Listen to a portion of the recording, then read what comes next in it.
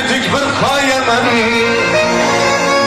dedemni soyasida men badavlat bolaman dedemni soyasida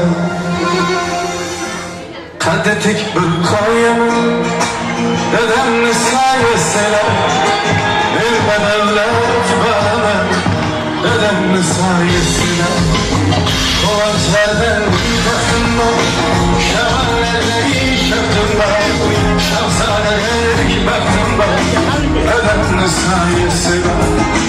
Yerlerine koy hayal, teşvişlerin bir yar, başım sana köylüm şar, ödemli sayesinde.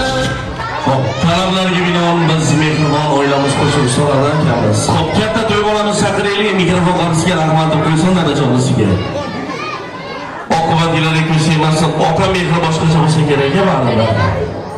Ber mikrofon.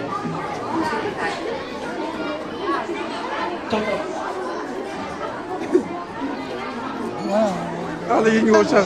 Eski yig'ilgan sizlarga xush kelibsizlar deymiz. Dada kattakon rahmat. Baxtimizga rahmat.